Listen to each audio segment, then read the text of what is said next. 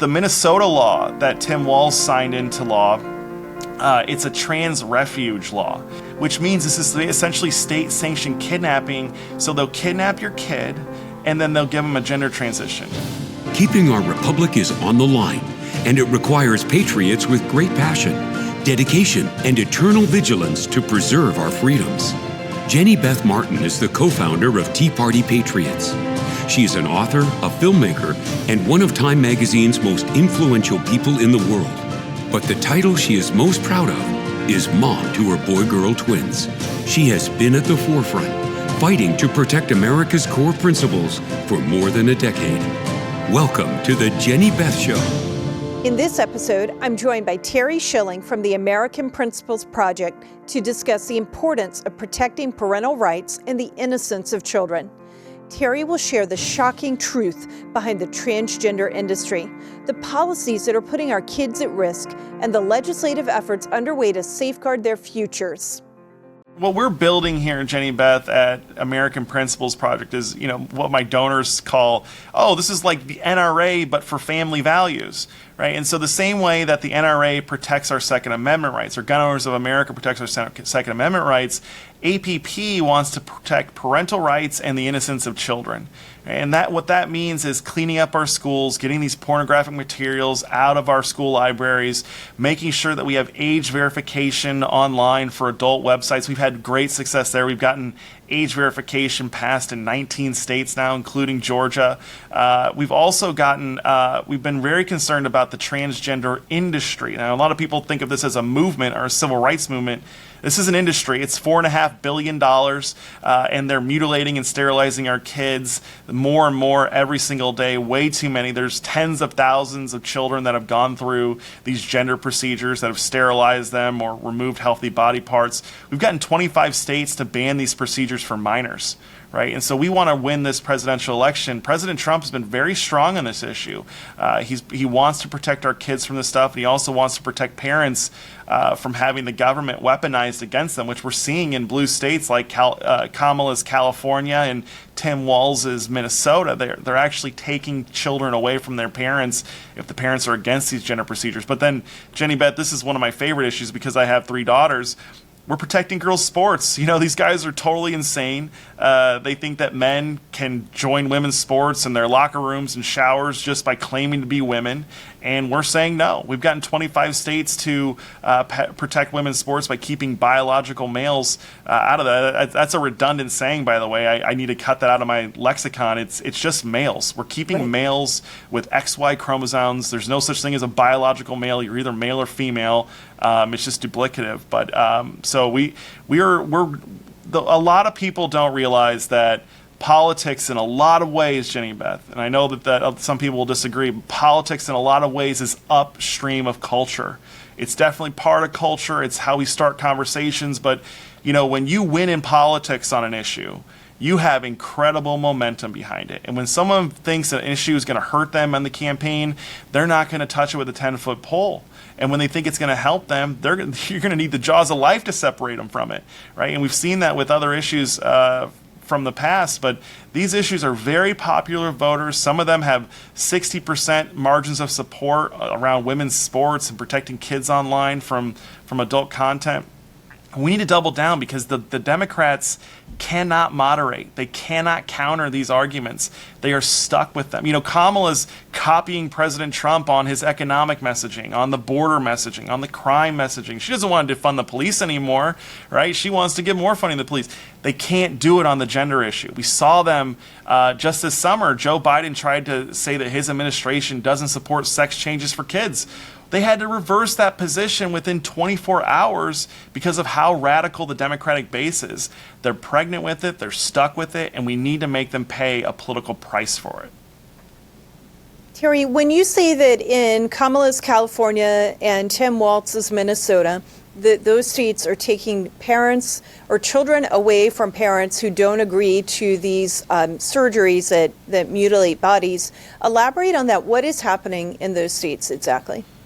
So to paraphrase and to summarize it, because this gets complicated legally, what they have done is they have made gender transitioning a right, right? Even for minors. And so when in Minnesota, for example, a child at school goes through a gender class or goes through see a gender counselor, and the school identifies them as transgender or having gender dysphoria, if they bring the parents in and the parents have any real concerns and want to pause or push the brakes on it, they will consider putting that child into protective custody. They will remove custody from the parents through DCFS or whatever the local agency is, and put that child in foster care. We saw this in California with a girl named Yaley Martinez. Her mother, Abby Martinez, was actually had her daughter taken away from her by California Family Services, put into foster care, and Yaley ended up committing suicide.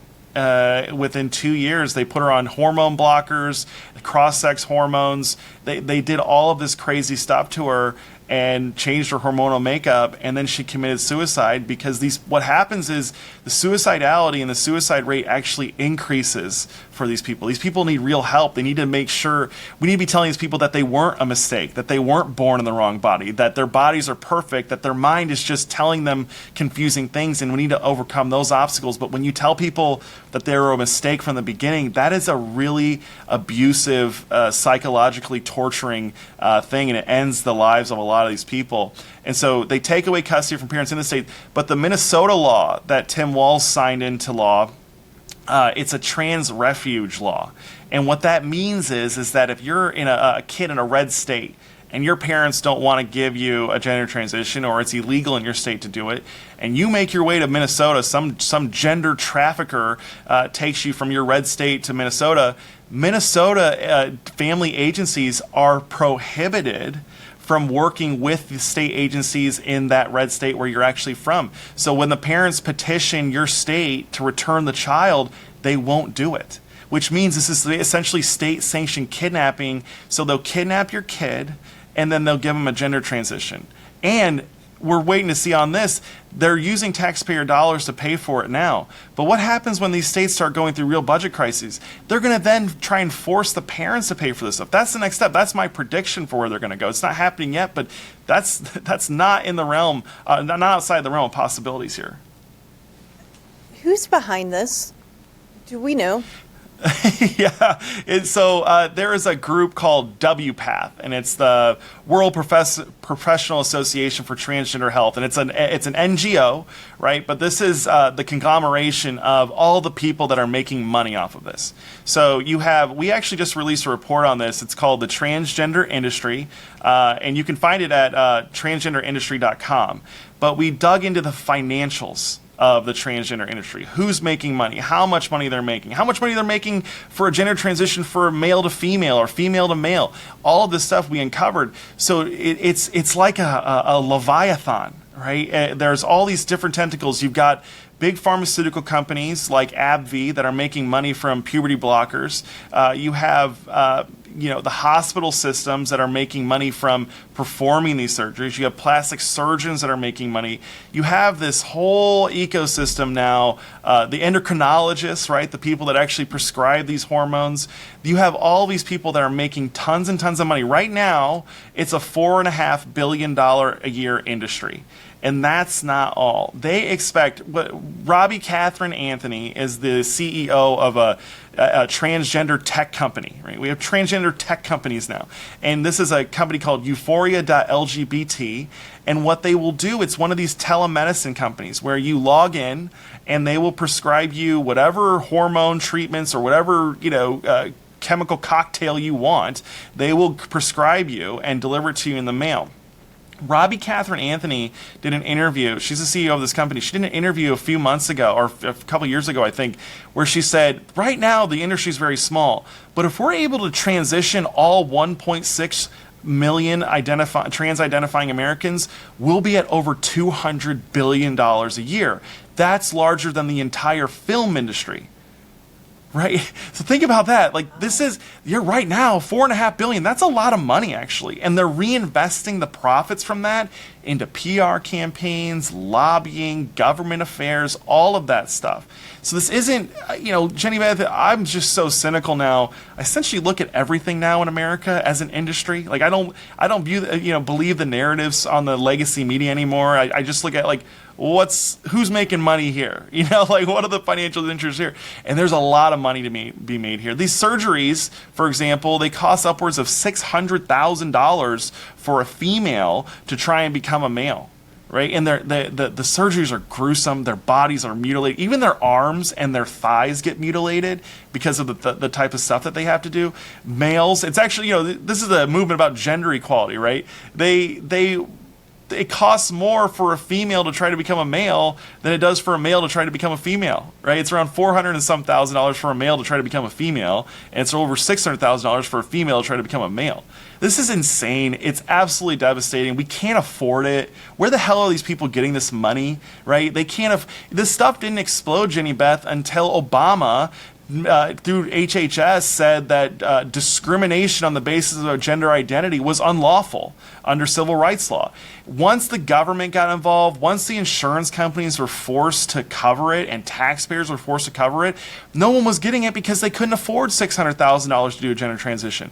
But now that no one has to pay for it besides us, or the people that are paying for it are so far removed for it, that's where this thing is exploding. So you can expect, and there's a whole pipeline, right? It's not just the healthcare industry, it's the schools. There's the schools, there's the cartoons now. There's a whole industry now. We didn't delve into the media apparatus and the propaganda campaigns in a previous report called the Transgender Leviathan, but I'm sorry for ranting. That was a long rant, but it's so bad. It's so bad. The transgender industry is so bad. They're sterilizing and mutilating our children.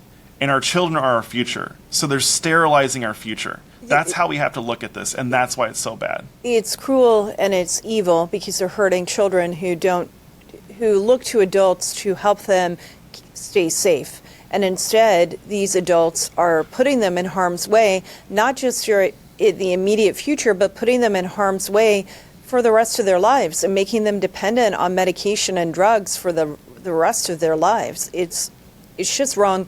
I don't think history will look kindly on this industry at all. No, and in fact, this issue is a lot different than abortion, right? Because the victims of abortion don't get to speak, right? Their lives are snuffed out, their voices are ignored, they're flushed down the toilet essentially. But these transgender kids have voices, and they're starting to speak out. There's a whole rise of what's become detransitioners, and these are kids. And some of them are actually adults, right? Which really speaks to this. So your prefrontal cortex is fully developed when you're an adult, and these people are starting to regret it.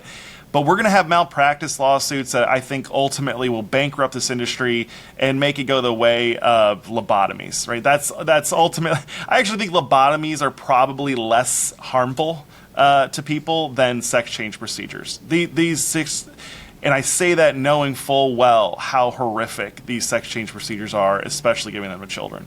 Right. They're just absolutely horrible. In the states where I think you said 25 states where you've made it illegal to do this to children, you've helped make that happen with the legislatures. Are there any states where you've tried to make this happen and it hasn't happened yet? And if so, what are the objections? Why are people not supportive of such legislation? Well, we've overcome most of the objections. And we're kind of nearing max capacity here based on which states have a trifecta of control. There are some Democrats that we're seeing that are getting on board with fighting this and opposing it. Sean Terry, from Texas, she was kicked out of the Democratic Party for voting against gender transitions for minors and to ban that there. Basically, the remaining two arguments are essentially this isn't a priority, this isn't the role of government, right? Which is absolutely terrible. It's a terrible argument. Government's meant to protect the vulnerable.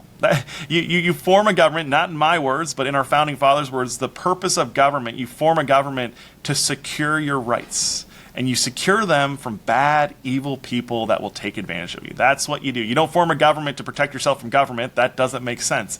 You secure your rights through your government, and government should be smaller. It should be more limited, but you need a government to pass laws to make sure that these predatory industries aren't able to take advantage of children. And children are most vulnerable, and parents, by the way, are vulnerable to this, right? Because these gender activists and these gender industry stooges, they come in and they scare the bejesus out of these parents. They tell them that their child's life is in danger if they don't start affirming their new gender identity and start transitioning them. That's what they tell them. It's the same thing with like leukemia and giving people chemotherapy. Parents make tough decisions that cause a lot of pain to their children because they think it's what's best for them. They're told by experts and doctors that this is necessary pain in order to overcome this illness. And so that's that. And then the second thing that's very treacherous that I tell people is you can't, they say that parents should be the ones making these decisions. No.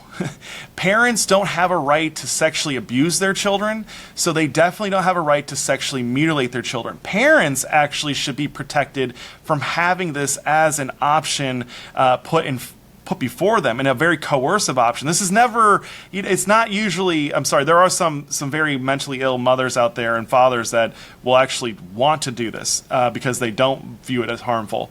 But most of these parents are being coerced into this, and it's just as unfair. So it's not, parents aren't, freely signing up to do this to their children.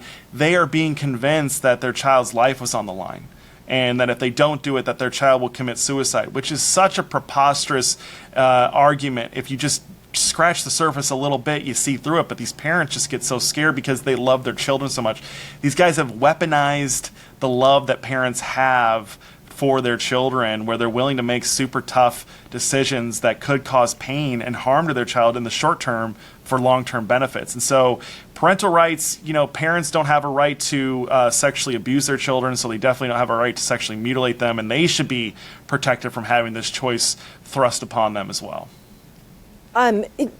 Is there any federal legislation that has been introduced, obviously with the divided Congress right now and Biden in the White House, it wouldn't pass into law, but is anyone advocating this at a federal level? Yeah, there's my two favorite guys are Roger Marshall in the Senate. He has a bill called the Stop Experimentation on Children Act, which would ban these procedures outright. And then Doug LaMalfa also has legislation that would ban this as well. And we're working with both of their teams. They've been the ones that have really stood out on this. There's lots of good leaders on this, and the political support for protecting children from the gender industry has grown immensely over the years. And we're going to work with everyone, but these are the two pieces of legislation, the leaders that we've really enjoyed working with the most. They've showed the most leadership and the most willingness to make this a serious issue for them. But also, Jenny Beth, President Trump can do a lot if we get him into office. He can actually sign executive orders. He can defund this from the Obamacare exchanges. He can ban hospitals that receive taxpayer funding from providing these, right? We need to start using the left's game against them, right? They're doing it to Catholic hospitals right now. If you're a Catholic hospital that receives any taxpayer funding at all, and you refuse to do abortions or gender transitions for minors, you're at risk of losing your federal funding. We need to turn this on its head. That's not how this stuff's meant to work. We need to go on offense, and anyone that's causing harm to minors especially, we need to defund them of all federal dollars. Yeah, I think that executive power, executive orders, using the power for executive orders is something that can be done. We need laws to prevent it, because what you don't need and what I think is causing great harm in our country right now is you have one president who comes in, they sign a whole bunch of executive orders on day one, and then you have another president who comes in who undoes that and does something else.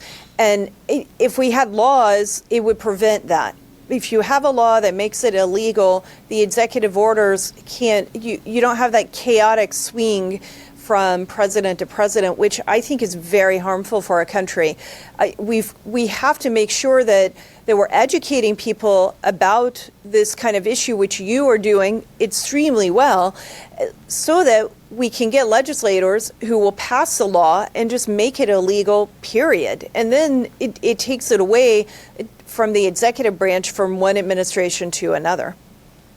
No, I completely agree. And this is exactly why American Principles Project engages so much in elections, right? So when politicians know that there's a political action committee that is building up a war chest of millions of dollars that can help support them and run campaign ads on this stuff, once people start paying a political price for gender transitions for minors, that's when you're going to start to see the bottom fall out. If we win this next presidential election and President Trump really makes the gender transitions and protecting children from them a big deal, and women's sports a big deal, you're going to start to see Democrats go crazy against each other and start to infight. They'll start blaming the LGB will start going to war with the T, right? Which is absolutely correct, right? LGB, the bisexual, is absolutely at odds with transgenderism, which says that there is no binary, right? But we need to get them infighting, and once you get them infighting.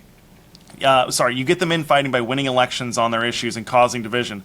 They'll start blaming the T part of that, and then they'll drop all of this garbage, and they'll give a pass to Democrats to join the other side.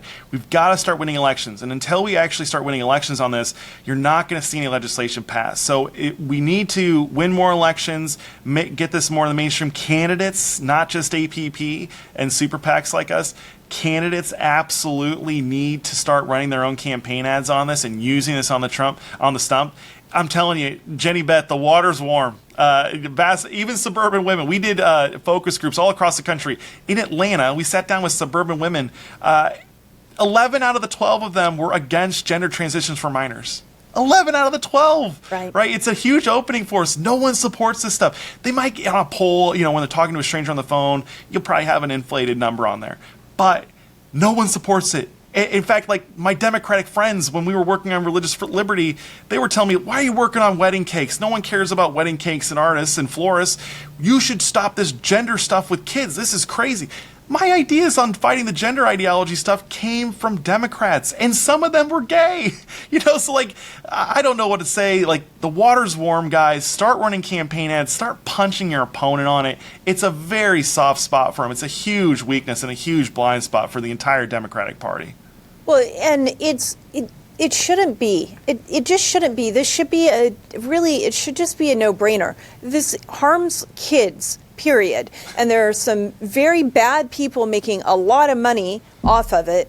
But at the end of the day, it harms kids, and it harms kids for the rest of their lives. And that is not something that any adult should want to happen to children. Period. If you're an adult and you want to go do something to your body, I don't encourage this kind of action on your body, but if that's something that you choose to do, at least you can understand the consequences and you are an adult. But a child who can't even buy a pack of cigarettes or buy alcohol, allowing them to do something that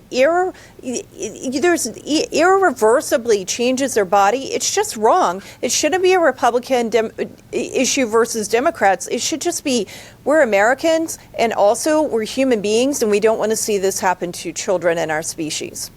No, right. And to be clear, Democrats are if they get into Congress, they would repeal all of the state laws through the federal government that are protecting kids from this stuff. That would be like that.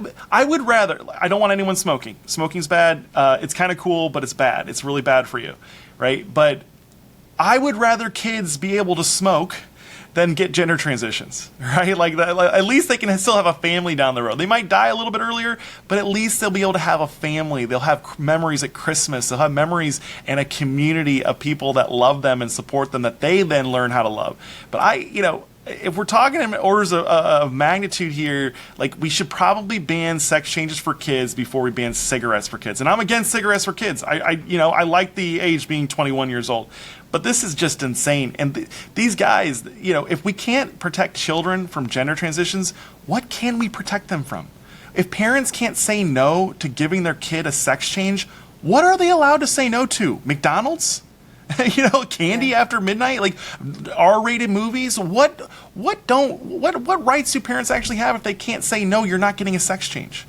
That's right. That's exactly right. I think that the voters, Democrat voters and Republican voters, like you just said from the focus group you did, it doesn't matter which side of the political aisle you're on, Americans understand this is harmful, but the party leadership and the Democratic Party leadership has decided this is going to be one of those things that's most important to them to defend, and it's really indefensible. So I'm very glad you're working so hard on it, and I encourage people when they think about going to vote in the coming days and weeks that you're voting for people who are going to protect our kids, not harm them. No, that's exactly right. And my thing is I think the voters will do the right thing. They just need the leaders to talk to them and make sure that they understand the contrast. There's a lot that we're doing to make sure that voters know what's at stake, but it just has so much more weight coming from the candidates themselves. And so, Jenny Beth, I know you're going to join me in this, but I'm telling every candidate that I meet, even if they're in Congress or out of Congress or running for Congress or Senate or whatever, if you're running for office, you need to make sure that you're making your opponent pay a price for their extremism on this stuff. They'll deny it, but you got the receipts. They all support it. They have to support it. They might not actually deny it. And in fact, I don't know if they can get away with denying it because they'll lose their base. So you win. It's a win-win. Either they deny it and they lose their base and you win, or they go on the double down in their support of it and then you win over the swing voters. It's a win-win. Bring it up. Don't back down. Punch them twice as hard. Very good. Well, Terry, is there anything else that we should let the audience know that you're working on? We've got a whole, a turnout operation. We're doing digital ads right now. Our ads are going to be seen tens of millions of times. And if we raise enough money, they'll be seen over 100 million times, all the way through. That's how we're sending out millions of text messages. We're primarily focused, Jenny Beth, on the persuasion effort. And that's not, I think the get out the vote effort is so important. It's, I think, ultimately how we're going to win this thing. But we're filling a gap that not a lot of people are filling, which is the persuasion effort. And I think you guys do some great work as well. And I think you're even involved in some of the persuasion efforts as well. But, we're primarily a persuasion operation, and we're going after those swing voters, those soft Democrats and independents on all the extremism against the American family and our children. Well, and we really appreciate that. And that's part of the reason why I wanted to interview you for the podcast, because our 527 Super PAC Tea Party Patriots Citizens Fund is working on getting out the vote. And we want the people who are talking to their friends and family and talking to voters to be equipped with the kind of messaging and the persuasive messaging and information and research that you've done so that they can incorporate that when they're having conversations, especially with undecided voters. That's the beauty of campaign ads, right? Is campaign ads force you to make a very short and quick and hard-hitting argument within 30 seconds. And that's what we try to really specialize in. Very good. Well, thank you so much for joining me today. And where can people go to get more information about the work you're doing? So you can follow me on X and Instagram and all the social media accounts at Schilling 1776, SCHILLING 1776, or check us out online at AmericanPrinciplesProject.org. Very good. Thanks so much for joining me today, Terry. Thanks, Jenny Beth. The Jenny Beth Show is hosted by Jenny Beth Martin, produced by Kevin Mooneyhan, and directed by Luke Livingston. The Jenny Beth Show is a production of Tea Party Patriots Action. For more information, visit teapartypatriots.org. If you like this episode, let me know by hitting the like button or leaving a comment or a 5-star review. And if you want to be the first to know every time we drop a new episode, be sure to subscribe and turn on notifications for whichever platform you're listening on. If you do these simple things, it will help the podcast grow, and I'd really appreciate it. Thank you so much.